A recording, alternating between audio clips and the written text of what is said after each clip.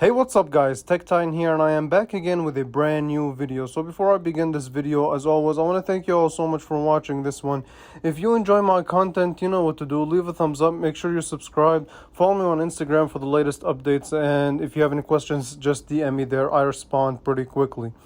Okay, with that being said, let's go ahead and get started. And today we're going to be unboxing and reviewing the Samsung Galaxy A32 5G. So I've been trying to get my hands on this phone for a minute, finally did, and I'm ready to give you guys my unboxing and review. Let's get started. Okay, so let's just go ahead and do the unboxing. Basically a slide off box, so you slide the front and you get greeted with this tab, so pull it out, which has your SIM card, your paperwork and whatnot.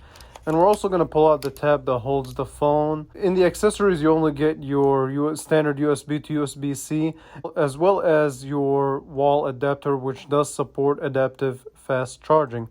So let me go ahead and set up the phone, mess around with it for a couple of days. Okay, so the phone is set up. I've had it for a few days, and I'm ready to give you guys thoughts on this phone right now. So starting with the design, this phone, first of all, has a very glossy plastic back. I'm not saying that that's bad or anything like that. It definitely gives it a nice look if you have a clear case on it, or if you just take it out the box for the first time. But other than that, this is a fingerprint magnet and it's extremely reflective. So that's something to keep in mind. And on the bottom of the phone, you have your bottom facing speaker, you have your USB-C, a microphone, as well as the 3.5mm headphone jack. And it's nice from Samsung to still include a 3.5mm headphone jack in a budget smartphone. When you think about it, not even the big boys, not the S21 or the Note 20s, have it. So that's something to also keep in mind when you make your purchasing decision. I'm not saying that they're better than the S21 or the Note 20, by the way, just to let you guys know.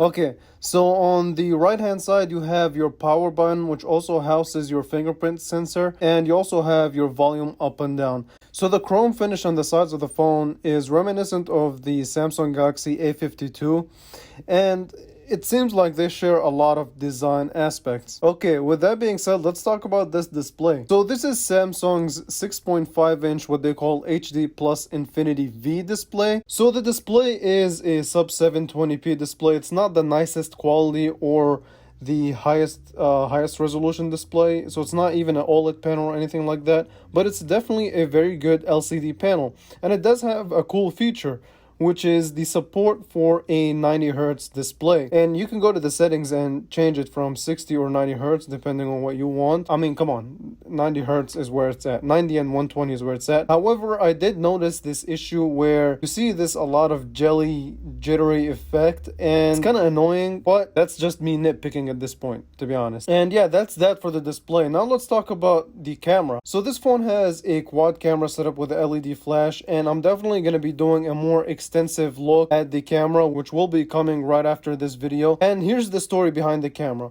So you have a quad camera setup. So your main sensor is a 48 megapixel sensor at f1.8 aperture. You also have a 8 megapixel ultra wide, so a 5 megapixel macro sensor at f2.4 and a 2 megapixel depth sensor. And basically the camera, really they just decided to put each camera individually. It's not like it's just a single module. And if you turn the phone to the side, you'll see that the camera does protrude quite a bit, so laying this phone flat is just not gonna happen. And as far as the camera app itself, it's as you would expect from Samsung, quick to taking pictures. So literally just take your phone out, snap and shoot, and it will take pictures. And you can adjust between your cameras from your wide angle to your primary sensor, even your macro sensor. And zooming in on the macro sensor, I mean, it gives it a quality look. I mean, it doesn't have a telephoto lens, but at least it gives you the illusion that it does. And I took a couple of pictures with my time on this phone. Like I said, a full in-depth camera review is coming really soon, so make sure you're subscribed for that. But off of the pictures that I took, I mean, they look pretty similar to the Galaxy A52. And yeah, I'll save the full analysis for the review of the camera. Okay, so as far as the specs go, here's the specs of this phone. So the Galaxy A32 5G does use an octa-core chip with 4 gigabytes of RAM and a standard 64 gigabytes of storage, which is upgradable to 1 terabyte. Now, I did hear that this phone does come in a variant with 8 gigabytes of RAM. I don't have that variant, so I'm not going to talk about it. I'm just going to talk about what I have in stock, in-house. And as far as opening apps and doing the daily task, this phone is very smooth. I mean, thanks also to the 90 hertz for making the experience better. And yeah, the 4 gigabytes of RAM also help out a lot. So that's really the summary behind this phone.